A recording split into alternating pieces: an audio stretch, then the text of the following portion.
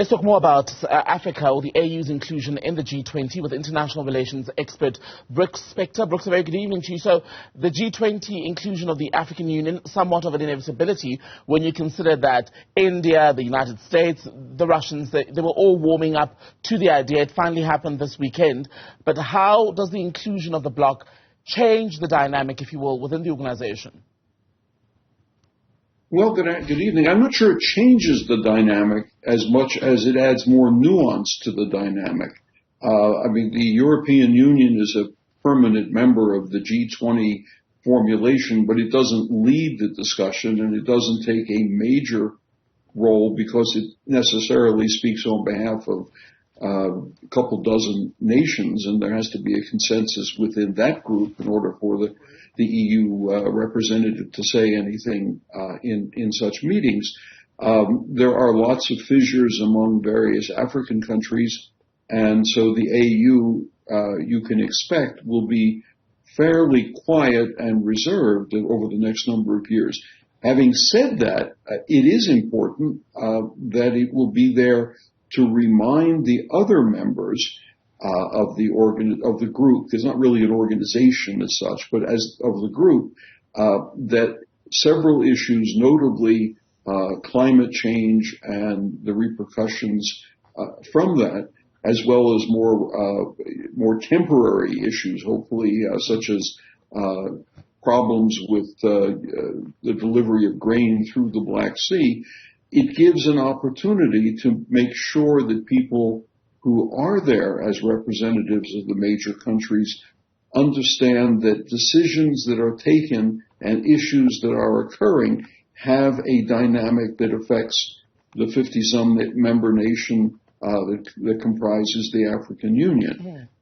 Having said that, you look at the resolution that came out. It's 37 pages long, and one of the things it does not do is it does not condemn Russia outright for its invasion of Ukraine. It is, as your lead into this said, it condemns the idea of the use of force to attack other countries and occupy their territories, and that is, in effect, something of a drawdown from where they were last year at this time. Right. I'll come back to the issue of Russia, Ukraine, and how that was dealt with during the summit in New Delhi this weekend. But I want to stay with the issue of the AU, Africa, and its push for a bigger voice, if you will, on the global stage. Does the inclusion in the G20, considering the other countries that make up the organization, does it clear the path or bring the continent closer for that other bid, a permanent seat on the United Nations Security Council? No, I don't think so. At least not in the proximate future, because there'd be an enormous amount of scuffling as to who would represent Africa, all of it, the whole continent, at the United Nations Security Council. Would it be, for example, Algeria with its oil and natural gas heft and its large population?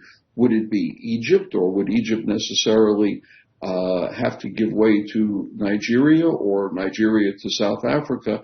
There won't be an easy consensus position on that. And when you speak of the UN Security Council, it is not inclusive of members of other groups. It's inclusive of individual nations. And it would require a change in the actual UN Charter, which means there will be all manner of discussions as to who is the appropriate representative that is to become the equivalent of the 5 current permanent members, aside from the rotating list of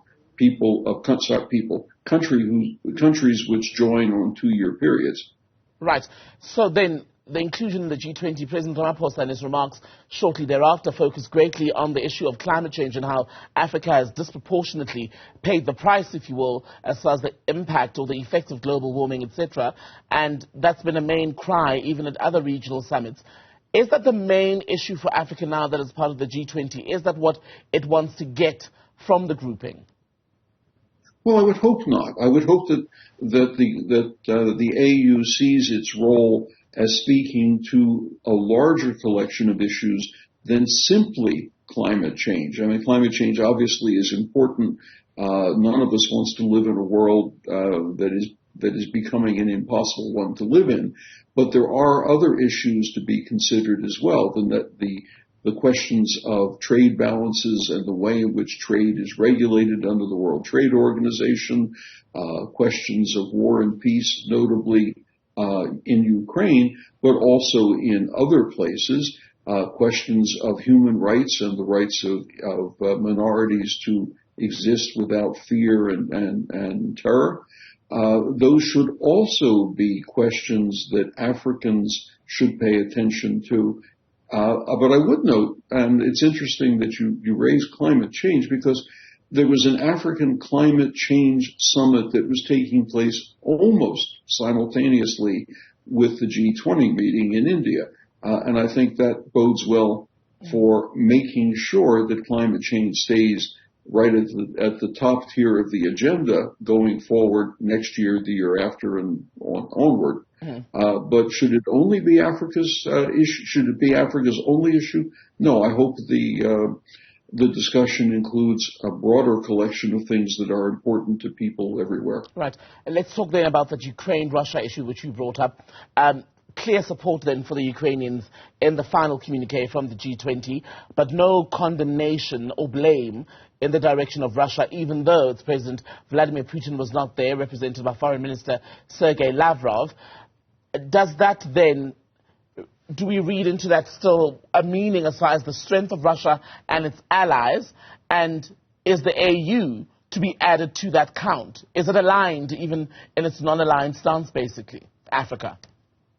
Well, two parts to the answer, I think. One is that the original proposal before the meeting began came from India as the host, and it was a resolution that was too soft, too gentle in the minds and in the opinions of a fair number of nations that are strongly supportive of Ukraine. And let's be clear, too, that it is important that at meetings like this you reach a consensus, that you end up with a final communique among all the members that everybody signs on to. I think it is important that the answer was that attacks and invasions of other countries are wrong, and that's important. But remember also that it wasn't solely a function of dealing with Ukraine. There are other problems, even on this continent, hostilities or the potential for hostilities that the resolution speaks to, at least obliquely, and that should be kept in mind as well. And let's talk about the continent. It's got its fair share of problems. Right now in Zimbabwe, we're seeing basically a rehash of previous post-election periods where there's dissatisfaction, questions about the credibility of the vote. The opposition still says it was rigged. You've got parts of the continent where, most recently in Gabon, there was another coup. There's rising anti-French sentiment. What some are saying is an increase in the reach of the Russians and even the Chinese on the continent. How then does the G20 as a grouping navigate those various dynamics? Well, I think you have to invite me back for a 2 or 3 hour discussion about that agenda. There's a lot there to unpack. But let me just touch briefly on the Zimbabwe question. It's disappointing that SADC as a group, the Southern African Development Conference, and the AU did not take a strong stance on ensuring that the election in Zimbabwe was free, fair, transparent, and open, and that voting was allowed to take place without hindrance. That's disappointing. It is clear that the run of coups in Africa, in Gabon, in Niger, and then over the last couple of years in a swathe of territory extending as far as Guinea, that's troubling, and the AU has not stepped up in any forcible kind of way. Because once again, we're dealing with an organization that represents a whole collection of countries rather than one individual set of circumstances. But it also doesn't take strong stances on the denial of human rights, either as individuals or groups in other countries. And that's That's also a shame, but it's understandable because people are protecting their own particular turf rather than thinking larger. I go back to what we were talking about at the beginning, that including the AU as a permanent presence in the G20 meetings makes the meeting more representative, but it doesn't necessarily mean that it includes all the views of all the members of the AU. Okay. Brooks Spector, international relations expert. Good to speak to you as always. Thank you for your time on News of Prime.